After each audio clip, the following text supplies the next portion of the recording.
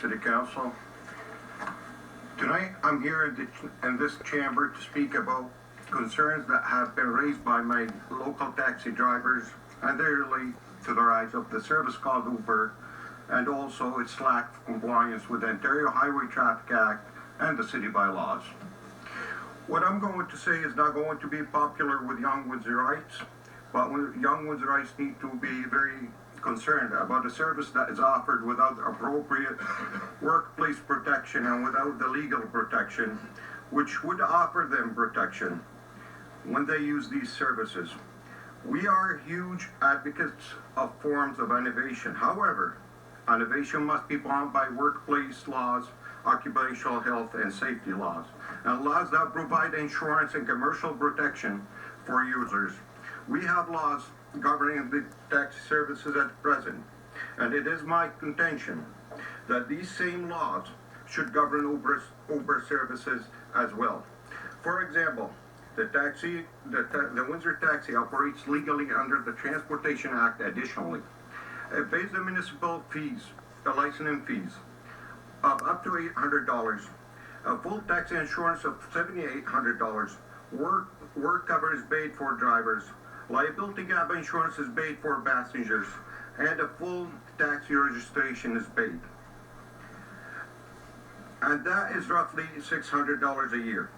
The cab owners collect HST and submit a tax statement. Their vehicle have to be no older than 8 years. Registered taxi drivers provide disabled passenger support. Annual vehicle roadworthiness checks have to be undertaken. Vehicle signs and decals are mandatory. Driver knowledge tests and driver vulnerable sector checks are taken. Here, by contrast, is what is required of the providers of the Uber service.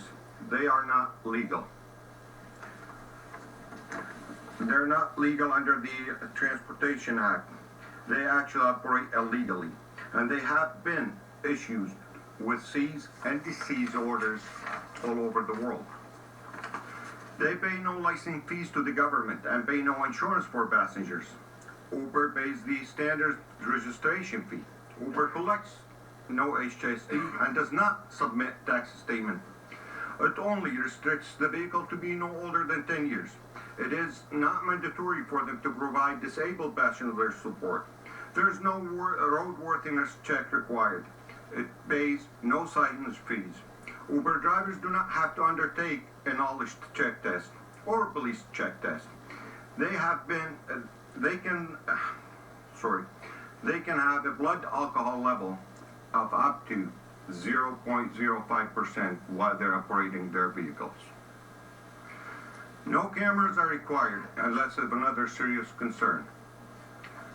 In their cars, fares are not set by the city, and there is no guarantee of GPS tracking system. How on earth would anyone in this chamber say this is a level playing field for our taxi drivers and taxi owners?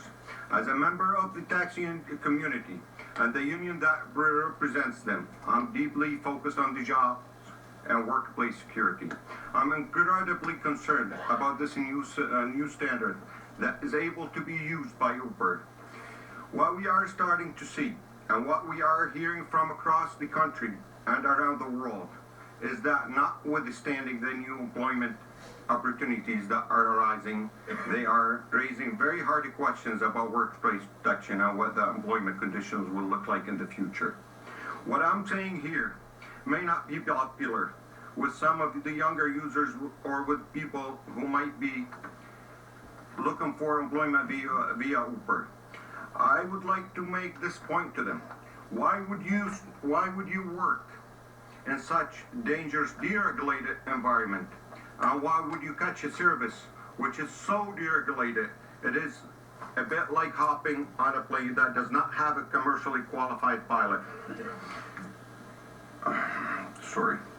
Does not have to be subjected to airworthiness checks, and one where if something happened, you would not be covered by insurance.